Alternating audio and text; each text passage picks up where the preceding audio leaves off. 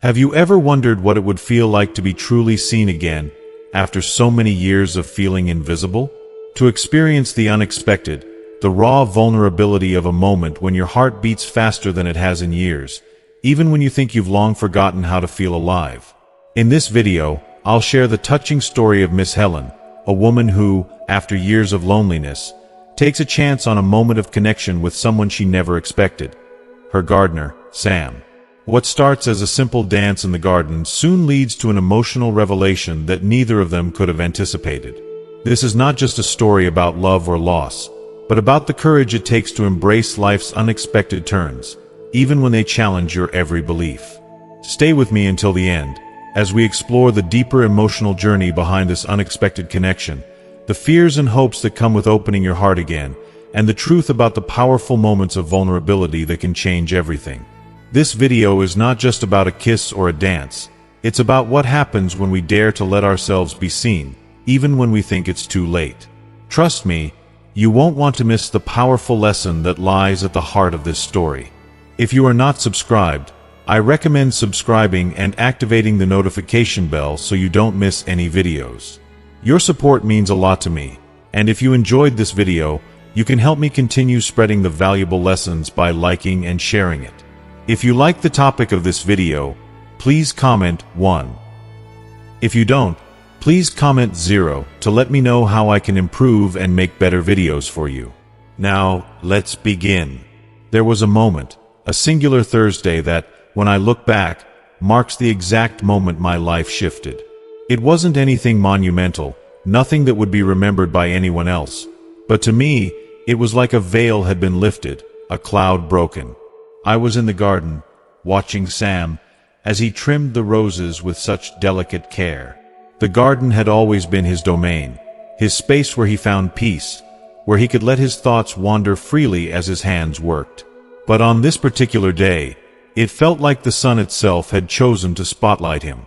The warm glow of the afternoon sun illuminated his face, casting shadows that made the lines in his skin seem deeper and more textured, as if each wrinkle told a story I didn't yet know but longed to understand. I watched him, utterly captivated by the way he moved, so graceful for someone who worked so hard.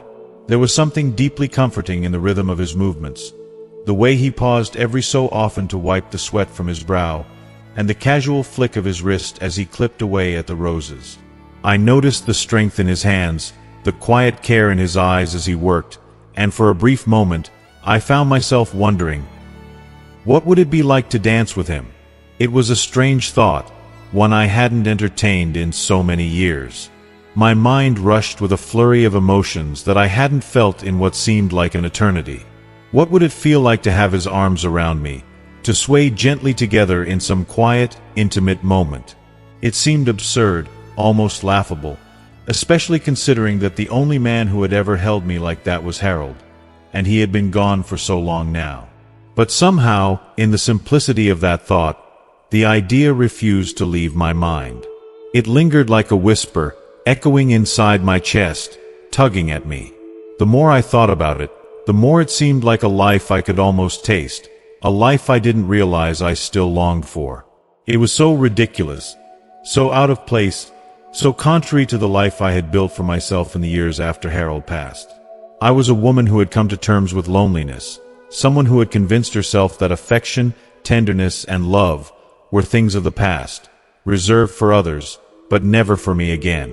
And yet, here I was, standing in the garden, feeling the stirring of a desire that I hadn't allowed myself to acknowledge in decades. But there it was, in full bloom, as undeniable as the roses Sam was so lovingly tending to. The thought made my heart race. I felt alive in a way I hadn't in years, and I realized I couldn't just let it slip away. I had spent too many years living in the shadows of my own life, letting the years pass without taking any risks, without chasing what made my heart beat a little faster. I had become so careful, so quiet, so invisible. But in that moment, the longing for something more, something that had eluded me for so long, overwhelmed me. Taking a deep breath, I stood there for a moment, feeling the cool breeze on my skin, my heart pounding in my chest like the thrum of an old, forgotten melody. I was scared. I was terrified of what this might mean. But more than that, I was afraid of not acting on it. I was afraid of standing here in this moment, letting it slip through my fingers. So, with courage, I didn't know I had left. I made my decision. I was going to walk out to the garden and take that chance. The seconds seemed to stretch before me, my feet feeling heavy as I crossed the threshold from the house to the garden. Each step felt like 1,000, but I walked out into the sun, my breath quickening as I approached him. Every step felt like I was shedding a little more of my old self, the woman who had learned to live without, to live with restraint. Today, I was walking toward something different.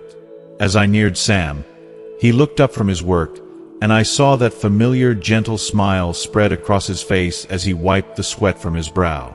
It was the kind of smile that always made me feel like I was more than just the older widow who lived next door. It was warm and comforting, like the sun itself had found its way into his expression. "Miss Helen," he said, nodding politely, his voice like soft music to my ears. "What can I do for you today?" For a brief moment, I froze. I had no idea what I was doing, what I was asking for, or why it felt so important to me. I felt foolish, exposed. My breath caught in my chest. What if he thought I was crazy? What if he laughed it off, politely but distantly, and walked away? What if I had just imagined the whole thing? My stomach twisted with uncertainty. But then, something within me pushed past that hesitation. I was tired of letting fear control me, tired of wondering what might have been if only I had taken a risk. So I forced the words out, my voice softer than I expected, but steady in a way I didn't know I was capable of. "Sam," I said, taking a step closer to him, my heart racing, "would you come sit with me for a moment? I have a favor to ask." He raised an eyebrow slightly, clearly puzzled by my request, but his curiosity was enough to make him stand and follow me. I led him to the wooden bench on the porch, the one where Harold and I used to sit, side by side, many years ago. The bench seemed like it had become part of my memory, a place of quiet reflection, a space where time slowed down. Sam followed me, and as we both sat down, a thick silence settled between us. I wasn't sure what to do with my hands, or how to break the stillness that seemed to hang in the air, so I just looked at him. For a moment, I thought I might not be able to do this. I thought I might retreat into myself, as I had done so many times before, too afraid to speak my truth. But then, I looked at him. Looked.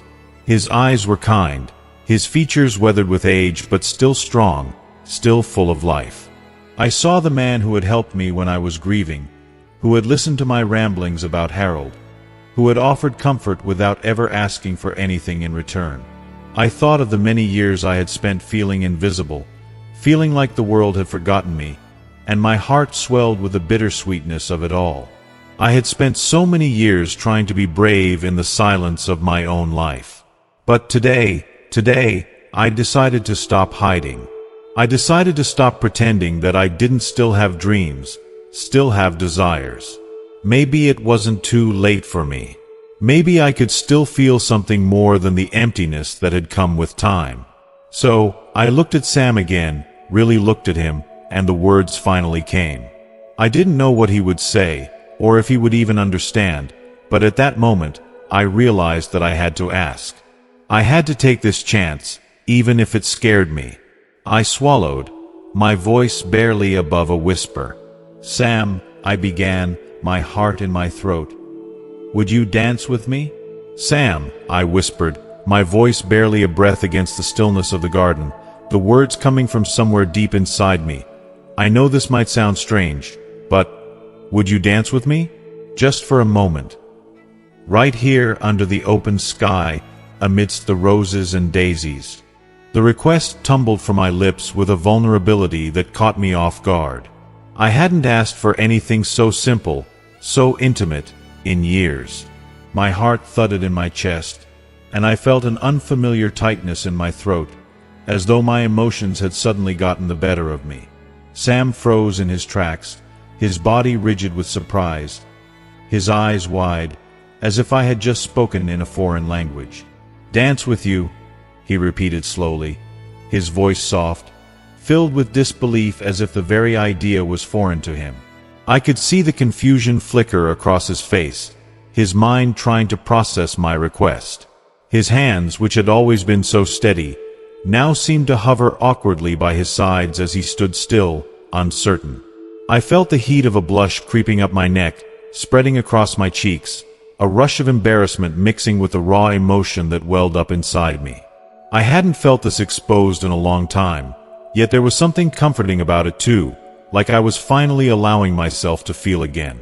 "Yes," I said, the word coming out a little shaky but determined. "I haven't danced since Harold passed away, and I miss it more than I could ever explain. I miss the way it felt, being close to someone, feeling the warmth of another person so near. The simple joy of sharing a quiet moment like this. Would you, Sam? Would you do that for me?" My voice trembled slightly as I spoke, but I couldn't help it. The grief I had carried for so long, the loneliness that had clung to me like a shadow, seemed to rush to the surface all at once. This simple request was my plea to feel something again, to reconnect with a piece of myself I had lost. Sam stood there, silent, for what felt like an eternity. His eyes never left mine, and I could see the wheels turning in his mind, the hesitation clouding his features. He was a man of few words, always practical, always reserved. I had never seen him so unsure, so vulnerable. And in that moment, I wondered if he truly understood how much this meant to me.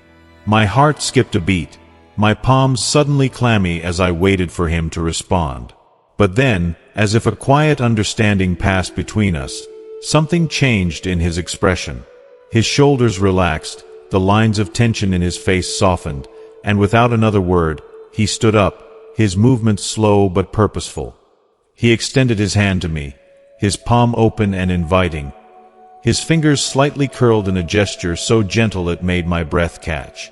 A small, almost imperceptible smile tugged at the corners of his lips, as if he knew, in some deep part of himself, how much courage it had taken for me to ask. "If that's what you'd like, Miss Helen," he said, his voice steady now, a quiet kindness in his words. And in that moment, Sam wasn't just the man who tended to the flowers and trimmed the hedges. No, he was something more.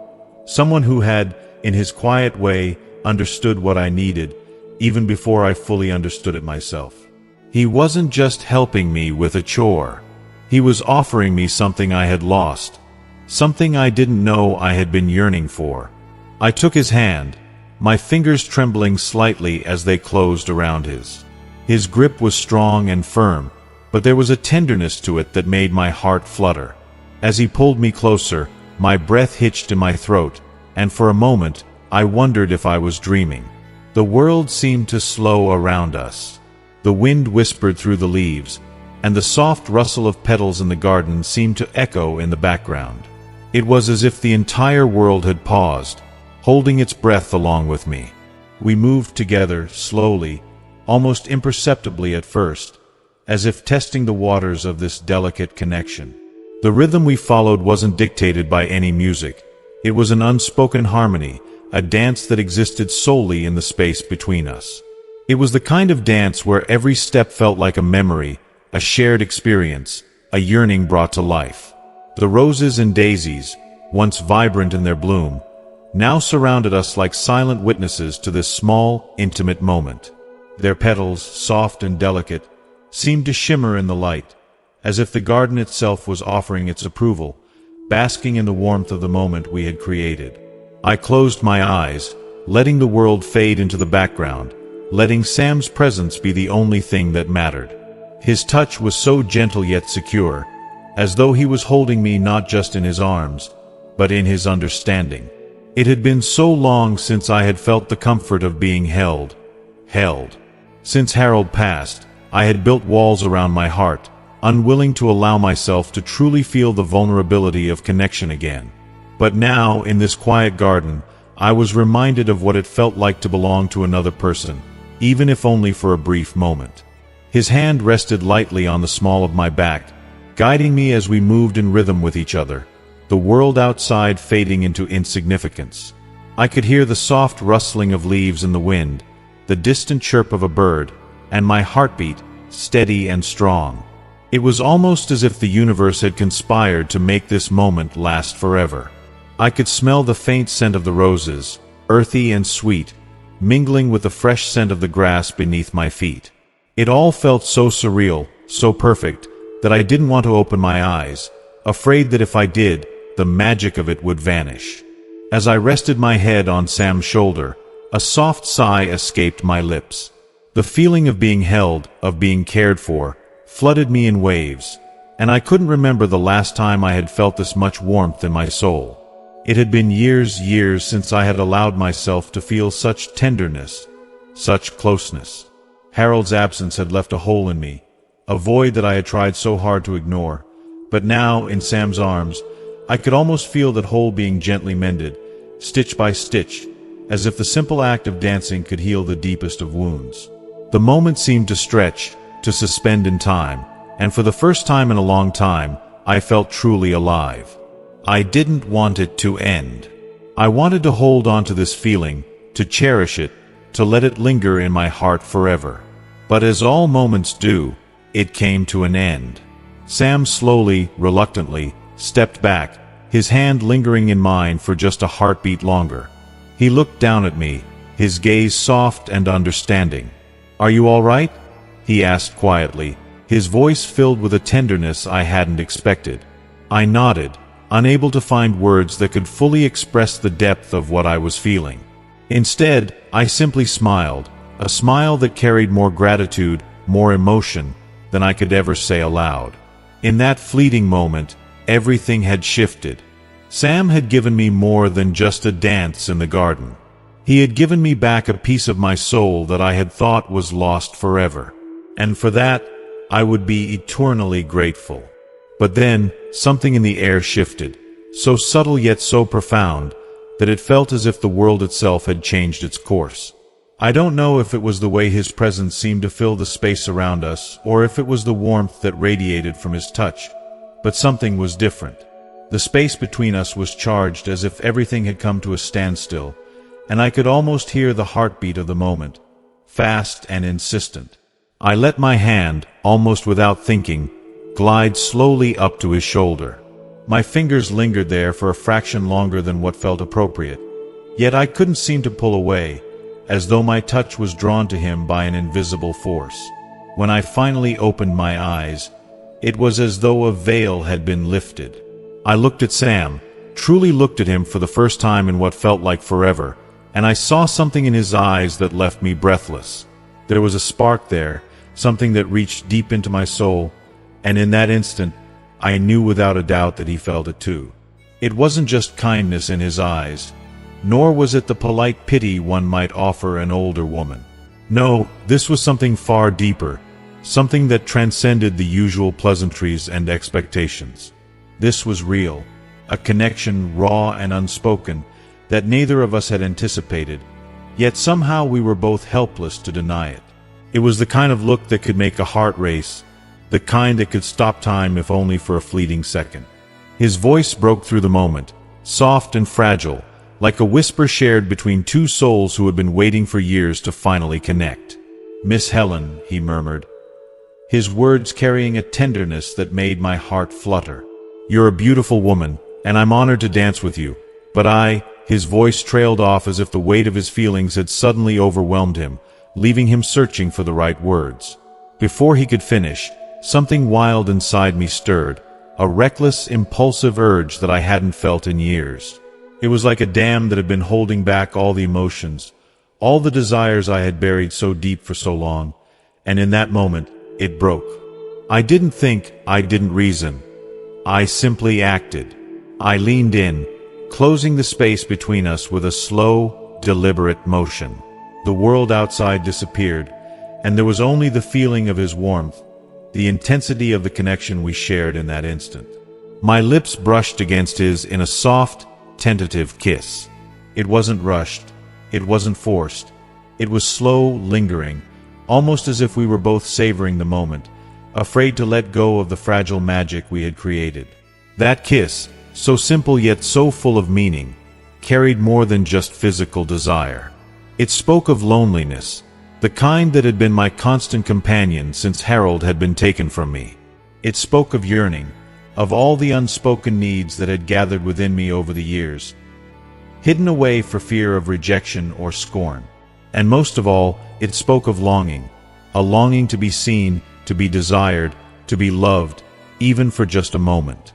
In that kiss, I let go of all the walls I had so carefully built around my heart, walls that had kept me safe but had also kept me isolated. For a moment, Sam stood completely still, his body frozen in surprise. I could feel his initial shock, the suddenness of my action catching him off guard. But he didn't pull away. He didn't push me back. Instead, he stayed, and in that brief eternity, I felt a warmth spread through my chest, a sense of being truly alive that I hadn't felt in so long. It was like a light had been ignited deep inside me, a light that had been dormant for far too many years. I felt as if I had been reborn in that kiss, as if all the pain, the loneliness, and the years of mourning had been swept away by the sheer force of the emotions rushing through me.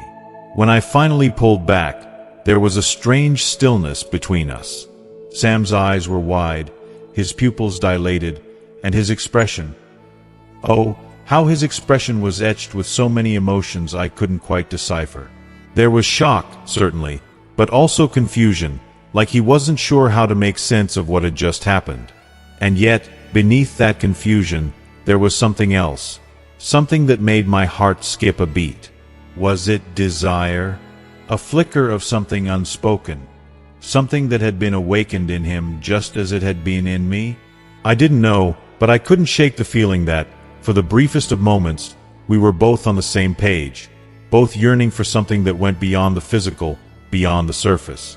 But then, just as quickly as the warmth had come, reality came crashing down.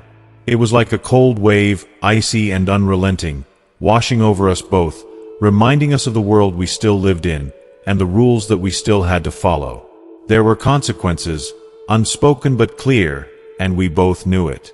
The magic of the moment faded, and in its place came a wave of uncertainty. What had we done? What did it mean? The questions lingered in the air between us, unanswered and unresolved. And yet, despite the flood of doubt, despite the confusion and fear that began to settle in, there was something undeniable in that moment, a truth we couldn't ignore. If you are still watching this video and find these lessons useful, please comment 1 below to let me know that you are still here with me. For once, I wasn't just the woman who had lost everything. For once, I wasn't the one standing on the sidelines, watching the world pass by. No, in that kiss, I had been seen. I had been desired. And for that brief moment, I felt more alive than I had in years. "I'm so sorry," I whispered, my voice trembling, the weight of my regret sinking deeper into my chest with every word. "I shouldn't have. I never should have let it go this far." My words were barely audible, thick with the ache of shame. I could feel the tears threatening to spill, but I held them back, desperate not to let him see how deeply his rejection cut. He took a gentle step back, his face softening, but there was an unmistakable distance in his eyes. "Miss Helen," he said quietly, his tone calm but firm, "you don't need to apologize. Honestly, it's not what you think. He stopped, his gaze falling to the ground, as though the weight of what he was about to say was too heavy to bear. When he looked up again, his eyes were full of sadness which made my heart ache even more. "You're a wonderful woman, Miss Helen, and I admire you more than you could ever know, but I can't. I just can't. I'm only the gardener." The sting of his words hit me like a slap, a raw, painful shock to my soul. I felt my heart plummet, the silence between us stretching, suffocating. Of course, he couldn't. What was I thinking? I should have known better. A man like Sam, with his whole life ahead of him, with his dreams and his youth. Why on earth would he want anything to do with a woman like me? Someone who had lived through the years and weathered the storms of life, but now felt like little more than a shadow of who I once was. The weight of time, of my own mistakes, settled on my shoulders as I realized just how foolish I had been. I had crossed a line I should have never even dared to approach. I felt the sharp sting of self-doubt floods my veins, the overwhelming realization that I had somehow imagined, even for a moment, that a simple dance could mean anything more than a fleeting, innocent moment of connection. But it wasn't. It couldn't have been. How could I have been so blind? I had mistaken his kindness for something more. I had let my heart hope for a chance at something that was never meant to be, and now, the pain of that realization was more than I could bear. As we come to the end of Miss Helen's heartfelt story, I want to take a moment to ask you, what have you learned so far? Miss Helen's journey reminds us that even in the later stages of life, there's still room for connection, love, and the courage to be vulnerable. Sometimes, all it takes is one brave moment to transform our experience and open our hearts again. Her story is a powerful lesson on embracing vulnerability, stepping out of our comfort zones, and accepting the possibility of feeling seen and heard once more. It teaches us that we don't have to live in the shadows of past pain or regret, but instead can take a chance on life and love, no matter how old we are or how long we've been carrying those burdens. Have you ever felt that longing for connection after years of isolation? Or maybe you've experienced that moment of doubt when you question if anyone could ever truly care about you again. So, what will you take away from this story? I invite you to reflect on that question and share your thoughts in the comments below. What is one thing from this story that you will bring into your own life? Perhaps it's the reminder to take risks, to embrace the unexpected, or simply to be brave enough to open up to others, even when fear and doubt hold you back. Whatever it is, I'd love to hear how you plan to put it into action. If this video resonated with you, please leave your comment below and share one valuable lesson you've learned. Don't forget to like, share, and subscribe to our YouTube channel so you can continue to receive more stories that inspire, challenge, and encourage you to live a more connected and fulfilling life. By subscribing, you'll stay updated with all our future videos, each one designed to help you reflect, grow, and make meaningful changes in your life. Thank you so much for watching, and I look forward to reading your thoughts and hearing how this story has impacted you. Let's continue this journey together, because the most powerful stories are the ones we share with one another.